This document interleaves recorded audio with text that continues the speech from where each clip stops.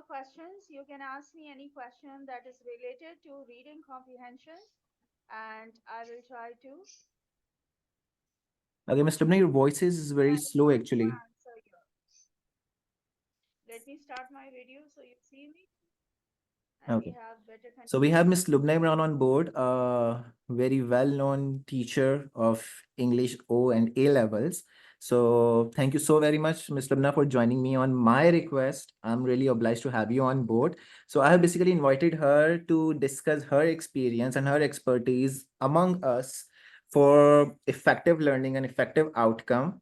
Uh, Ms. Lubna, we have just finished up with the activity of the reading comprehension. I have shared the resource with them and I taught them how to design the questions, as it's a quite very new syllabus and we are out of the resources. There are only 3 books in the markets, and obviously if we are using those books in the school or in the proper teaching, so we cannot give those extract in the question papers. So I gave them the idea about the assessment objectives. I gave them the idea about the command words and the Cambridge scheme of work, like how examiner usually describe or and make questions. So I would like to hear from you any tips of your expertise that can enhance our learning. Over to you, Ms. Lubna. Okay. First thing first, that all the teachers who are here, they should be very well versed with the mark scheme of the reading paper. I am saying this to you because the command words and the reading objectives, they could not be interpreted and understand in full spirit until and unless you are not going through the mark scheme, right? Because in the mark scheme, you will see that there are some answers to the questions where they have given some of the words in brackets, they have given some of the words as underlined, okay, along with the answer, and they say that if this word or if this underlined thing is not there in the answer, you will not be marking it correct. The thing is that why they have made this exclusion, because if the student, it's an ordinary level of English. Okay, O level stands for ordinary level of English. Now, let's say the student is not very well Sorry versed. for interruption, Ms. Lubna. Your voice is very low actually. They are having difficulty to hear you.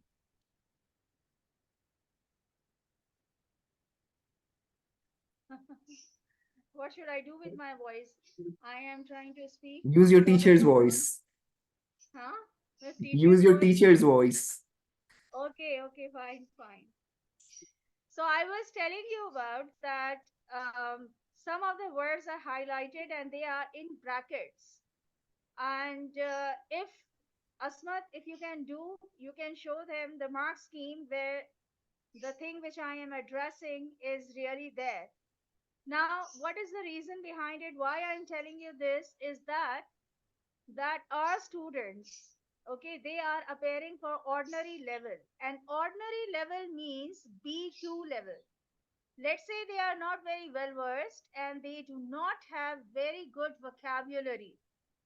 So instead of large, they cannot come up with the synonym colossal. They might write big. You are getting my point. Yeah. So when they write big, so the examiner, the mark scheme will always have big, very written in the bracket. Okay. Now, what are these words? Very, almost. These are the adverbs. So tell your students when they are lacking in the synonyms, when they are not come up with any, grand synonym. So do not just bog down yourself in depression. Use a common word, but use an adverb with it which enhances, modifies the meaning of it. In this way, they will get surely the marks. Otherwise, if they write the synonym of large only as big, they will not be given the marks. So these are the small tips that you should be equipped only when you are going through the mark scheme in very much detail. Now, if I talk about the specimen paper that was on the name list, right? There was a question. Am I visible to you? Yeah, yeah. Okay. There was a question that what is happening at this point in the story, right? Okay. So you all know about the story mountain? Agree or not? Yes or not? You Yeah, all we know are. about the story mountain. And we all know that when the story starts, it has a tone, it has a mood, right? And it has suspense and it has mystery, it has climax, it has tension points. So tell your students that whenever this word appears in the question, that what is happening at this point of the story, or what is the situation at this point of the story, they just have to bring back that story mountain in their mind, and they have to identify that whether the tension is increasing, it is a rising action, someone is going to be in a problem now, or it's a falling action, the things are going to tie around now. Understand? So these are the tips that you can give to your student. See, in your narrative, in your reading comprehension, always a narrative will come, isn't it? Always a narrative will come. And so beyond this thing, so at the back of this narrative, you have to assure that you are giving your students all kind of understanding that is related to narrative. Now coming to writer's craft question. How many of you are very well versed with the writer's craft question? Any answer? You can just use emoticons or you can raise your hand. Well, I'm not totally Can, well versed. 70% well versed, I can say. can you please Okay. repeat the question, ma'am? I Yes, couldn't hear yes. Yes, you. I think. She asked Can about you that hear how me? many of us are quite well versed in the writer's craft question, the thing that we were discussing in the previous session. Okay. May I? May I Yeah, yeah, speak please, Mr. now? Mehra. Okay. Actually, the writer crafts, I assume it's about the way the students should know how the writer is thinking from his point of view and how he has written the text and what technique he has used in it to, give his point of view in it. It is some sort what idea I am getting about it. Okay, you are right. Okay, you are right. Mona Ashar is also writing, and the language he uses. Yes, you people are right, but the rule of the thumb says that when it comes to writer's craft question, sentence structure, note it down with you. Sentence structure, right? The mood and the tone and the figurative language. And in the figurative language, imagery is at the top, right? And imagery is what? The use of sensory details, adjectives, and adverbs. Got it? So when you are answering the writer's craft question, you do not have to focus only on figurative language. You have to focus on the sentence structure also. If it is a very simple sentence, it would tell that the writer is feeling either startled or determined. Of course, it is context ridden. You have to see the context, then you have to see the sentence. Remember that the short sentences are always to alert. Okay? If the short sentences are used, you will be connecting them with the context and see that what is going on in the mind of the writer. Got it? The next thing is that you will be going across the figurative language. Got it? And now sometimes this figurative language would not be as similes, as metaphors, or as hyperbole personification. They will be there. But when it comes to imagery, adjectives and adverbs are the main game changer. Now let's say that the word towering is there. Are you hearing me? The word towering is there. Towering. Towering. Okay, so Mr. Asmat, after killing the tiger, was towering over it. Now, what do you understand about the attitude of Mr. Asmat? May I repeat He was my question? Yeah, please, if you can repeat the question in your teacher's Mr. voice. Asmat is a hunter. Mr. Asmat is a hunter and he is in the jungles of Arizona, and there he has hunted a tiger, right? And after the tiger is on the ground, he is towering over him. Mr. Asmat is towering over the tiger. Now tell me that what Mr. Asmat is thinking at that point of time. What is his attitude? Maybe It's he's his standing like on the sense of achievement. Like he's Proud. the He's achievement he showing has his got. pride. He's achieved it.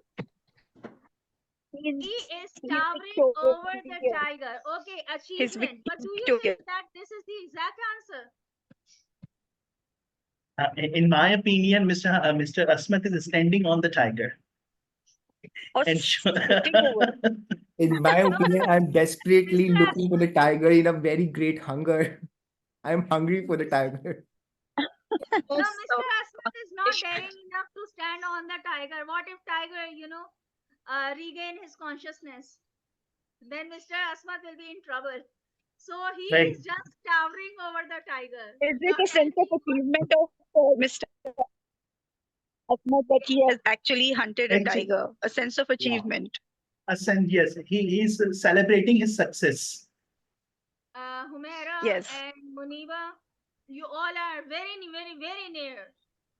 But when something is towering, it means that they are in a dominant position, right? They are in a dominant position. Now, achievement. Acha, now I'm coming to the another point. You said that towering is achievement. Now you see, children, now you see, my dear, that towering has a very negative connotation. Now, this brings us to the topic that connotations are also important. Note it down with yourself. In the writer's craft question, connotation, connotation. Connotations are very important. Teach your children the connotations, right? Now, connotation is what? I will be taking the example from you. As you said, achievement. Achievement, what the society would think of achievement as something positive or negative? Positive. Very good. Positive.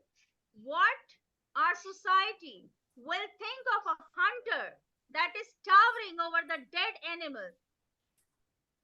A Is negative the connotation connotation. negative or positive here? It's negative because it's showing some Very kind good. of pride.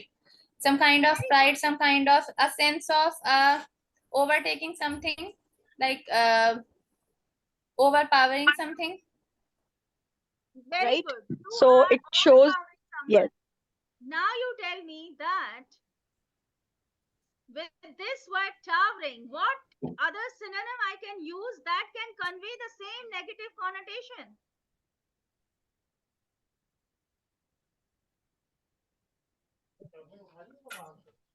Come on, girls, you are so better. I was not expecting you to be so responsive. Mr. Subne, maybe if you can repeat your question again. What is a negative connotation related to towering? If the student has to answer and if he writes that, okay, he was having the sense of achievement, it will be wrong because he did not understand the writer's attitude here. What will be the other word with the negative connotation of towering? Yes, guys. Anil, Asmat, आप बता दें. Asmat, आप बताइए. मैंने पहले ही कह दिया था कि मैं 70% proficient हूँ language use में. But I want to listen from them actually. Okay. Can I Yeah, can I sure. say something? Yeah, sure. It can be intimidating or Very overbearing. good. Intimidating. It will Overwhelming, be yes. dominating. Overpowering, dominating, aggression. Yes. Aggression. Not aggression. Okay, but dominating. Aggression तो उन्होंने दिखा दिया ना बेटा, उसका Yes, mark yes, दिखा दिया. yes. Aggression हो गया. अब है So lack of dominant. empathy. Lack of empathy. Very good. Lack of empathy. Yes. Thank you. Inhuman behavior is also there. अच्छा, what do you know about attitude and behavior? अगर मैं आपसे बोलूं कि tell me the difference between attitude and behavior, how would you tell that? This word attitude comes very much, okay? It's a recurring word in the comprehension. What is attitude? What is the difference between attitude and behavior? Behavior, Attitude I think, is is more general. It's Yes, more Imran? general. It's more general. Like we talk about behavior in general. Like someone's behavior is aggressive. He is aggressive. He is very calm. He is very serene. But attitude, according to my point of view, attitude differs. It changes. It varies from person to person. Like from situation to situation. In this situation, the attitude was negative, but in the other situation, the attitude is positive. So attitude is more. You can say it's specified for situation, and behavior comes all in general, according to me.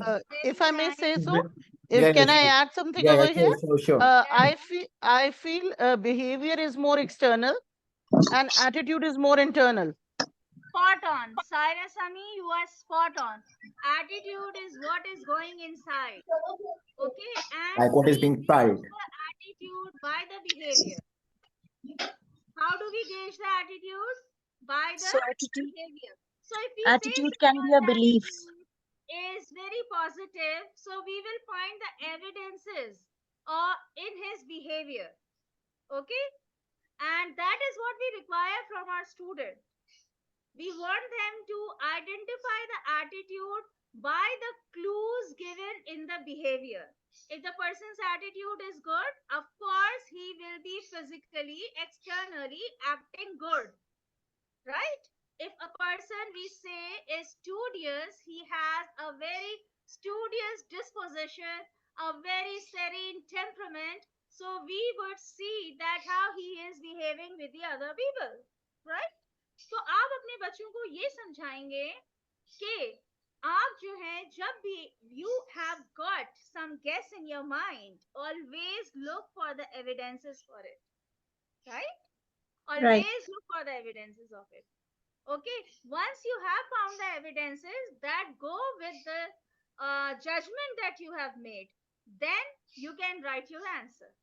This is especially about writer's craft. So attitude is driven through our thoughts, and it's what we think about others, and it creates Acha, vibes. I am asking you a question, Mona. What is my attitude? Your attitude right now, at this moment, Right now, what is my attitude? you're trying to teach us. It's a very positive attitude, and teaching is your behavior. Attitude is more like feeling and values, which you right now carry inside you, which is motivating you to teach us. Now, how would you be giving me the evidences that I have a positive attitude as a teacher? What evidence? May What I, are may you, I? how are you acting? Yeah, sir, sure. Right. The question that Miss asked, her attitude is like whatever he has given, she has given her opinions about different, imagery or writer's craft, opinion and her feelings about the question. So in my opinion, this is her attitude. And yeah, this is the answer from my side. Asmat, can you repeat what he said? Sir Irfan, can you please repeat your answer? Yes. In my opinion, attitude is somebody's opinion and feelings about something. That is attitude. And You mean whatever to say that Lubna the said attitude is about, what is being felt? Yeah, what is being felt? If you are saying that Behavior I am is a what is being positive act teacher, out. so what are the evidences of it?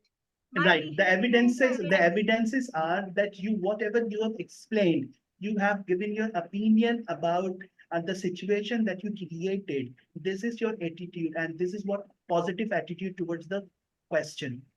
Well, I just want to add over here a little bit that the way you are interacting with us, the way you are behaving with us, like mentoring us, this shows us like this is actually the highlights of your attitude, and your behavior is actually telling us about it.